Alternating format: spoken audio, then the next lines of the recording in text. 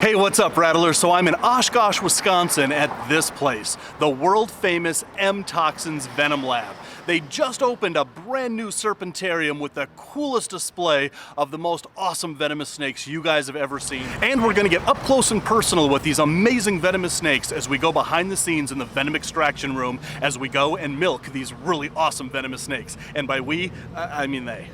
I'm Dave Kaufman and I am obsessed with reptiles. So come with me and join my Reptile Adventures. At Zilla, we are dedicated to the innovation of caging, lighting, and equipment solutions that provide proper husbandry for your pet's long and happy life. To see our entire catalog, visit zillarules.com.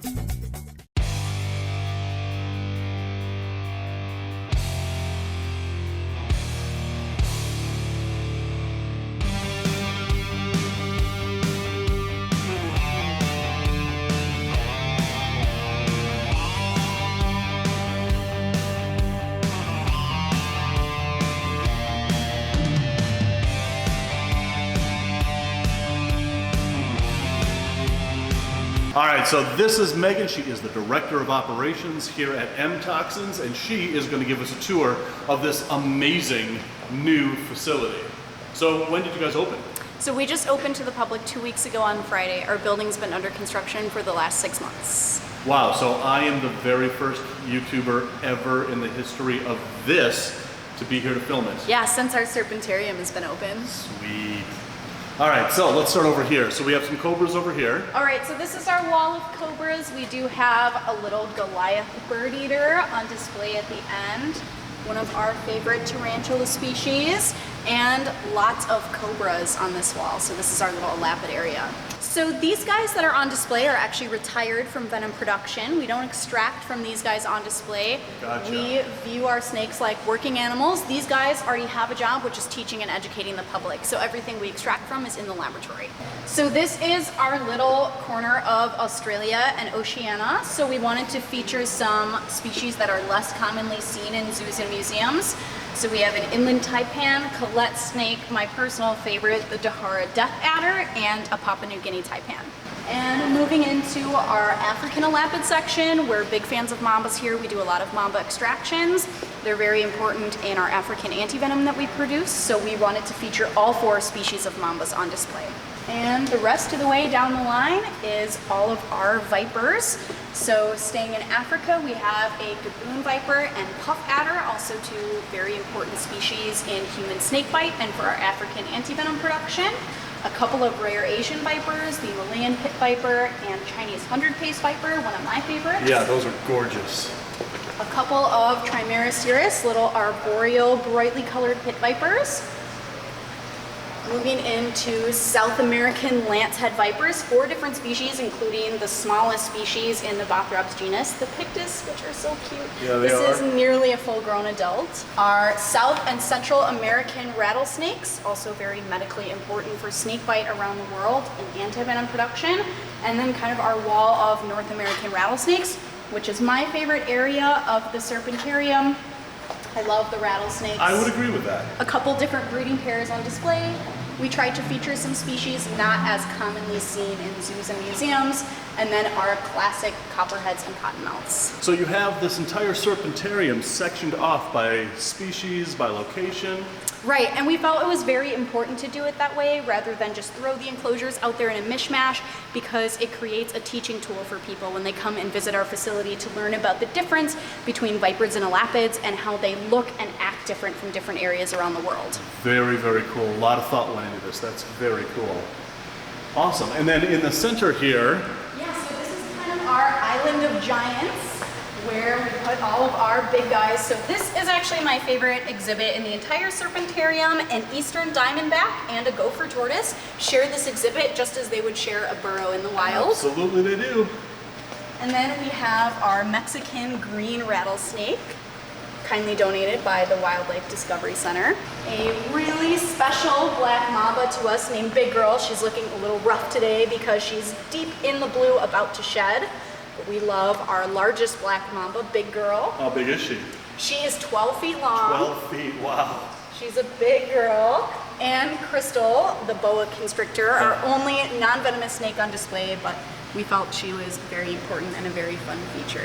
I was going to say the highly venomous boa constrictor. Absolutely. Yeah.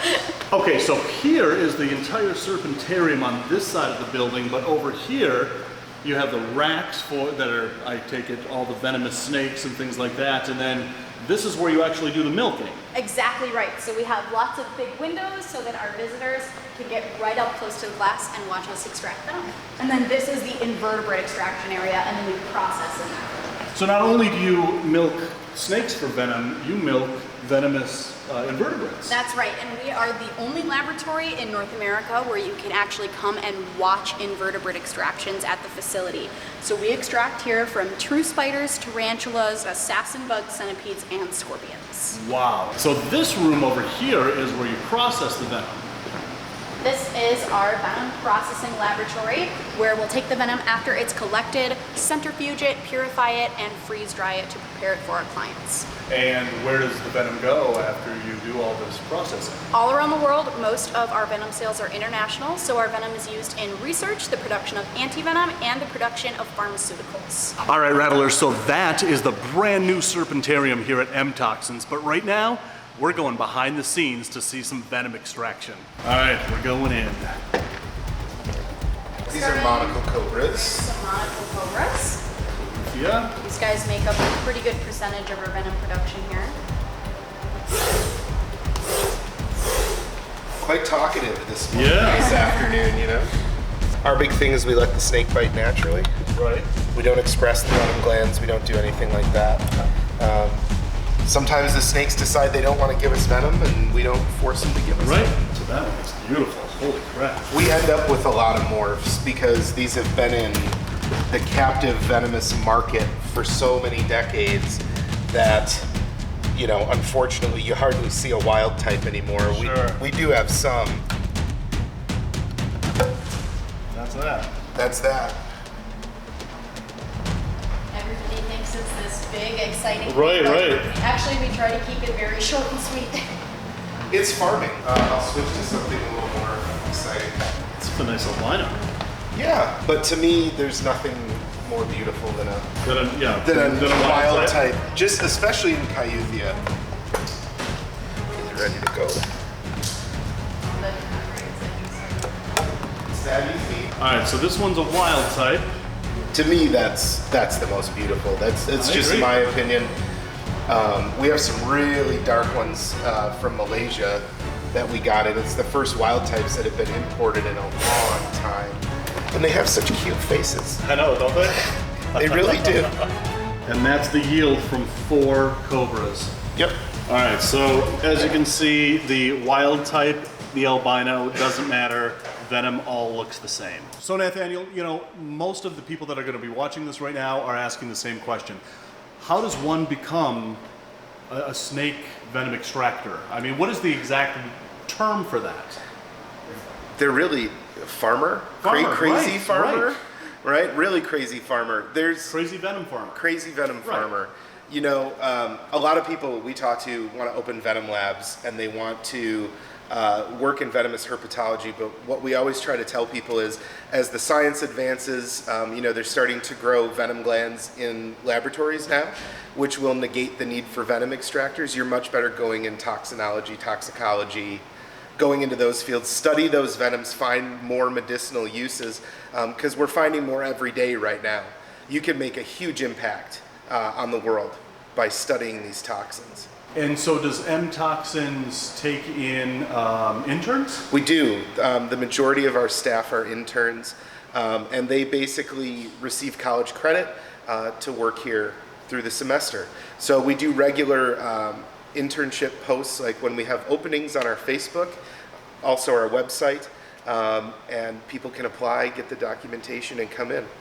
They won't be handling black mambas on their first day or anything. No, but yeah. So if you want an internship here, I'm going to put all the links for MToxins in the description below. If you would like to intern here, check them out on Facebook or on their website. We're gonna do Samar spitting cobras. So we're one of the only labs that produce this venom as well. And we can't say why we're producing it, but it's going to be for something very exciting. Okay. Yeah. That's the weird thing about the venom industry is everything's under a non-disclosure. Sure. So, you know, and that... If we can't answer questions, we apologize. There's a lot of information that's proprietary, not just from our standpoint, but from that of our clients. That, you know, it's research that's being conducted that isn't published yet. So these are some spitting cobras. There is no current antivenom for them. We have them on display, and we're also trying to reproduce them here. They're extremely interesting spitting cobras. They're probably the most beautiful of all the spitting cobras. Oh.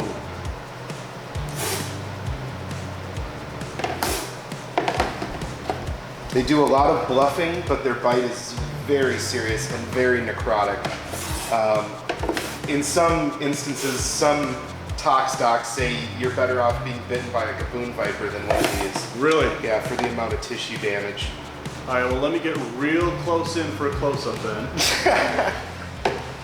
Yeah, you'll want to move to the table because it's going to Yep, get... I'm moving back. She gets squirrely. Or you could give her a pat on the head. Yeah, give her a pat on the head. I have a couple that I'll do. They sit really nice. This one's just kind of a crazy girl. She looks friendly enough. Yeah. They also have those cute little faces, but you'll see their venom yield is not that impressive per se, as you saw in the Nyacaeuthia. Yeah, hardly noticeable at all. And this is all wild type. None of this is Right. This is no morph. Look at how beautiful that cobra is. I'm not just standing 6 feet away because of coronavirus.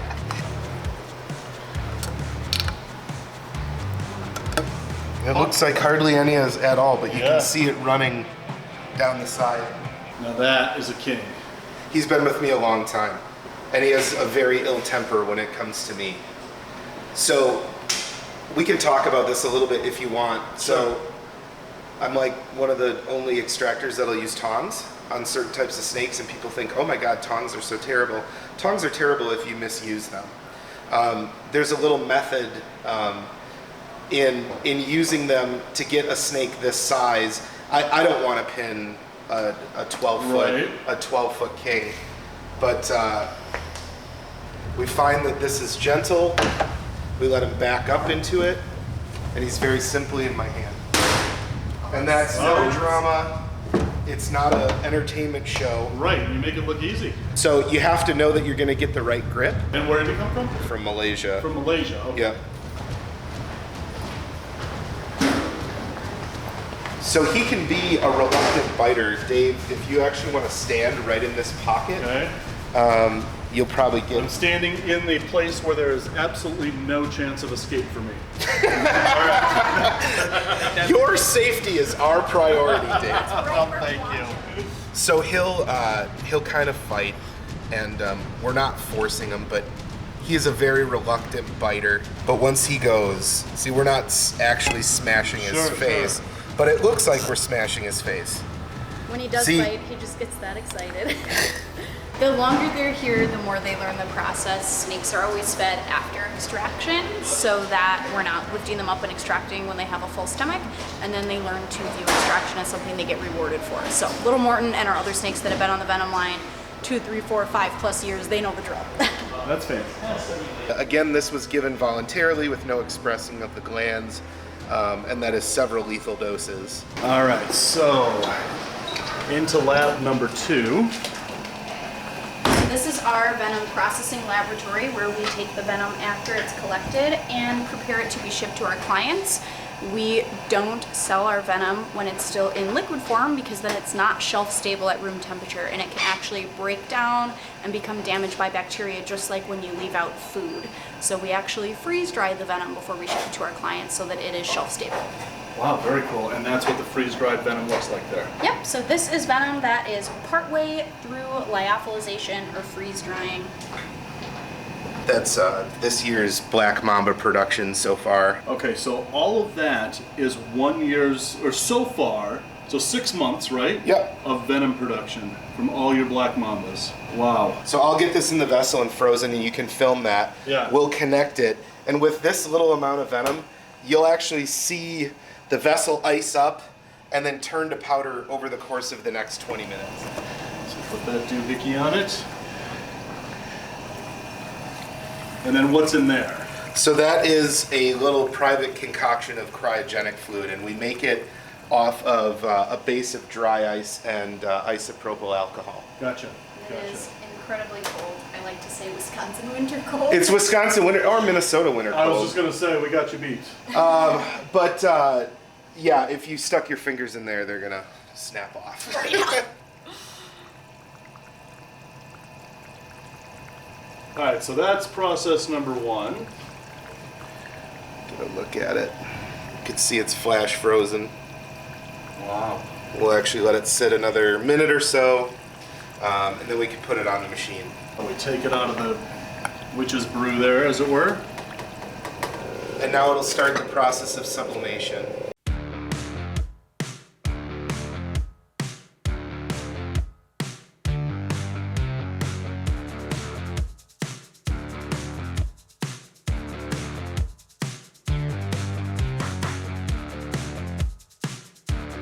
So basically, this is a high-tech dehydrator. It's a high-tech beef jerky machine. There it is. Yeah. Have you ever made beef jerky on it? No. I want to. thinking another follow-up video about the beef jerky machine. We'll crack some beers and yeah. All right, you're on. This is an incredible serpentarium and an incredible venom extraction lab. I've wanted to come here for a long, long time. It's like 3 hours from my house, and I've never been here before.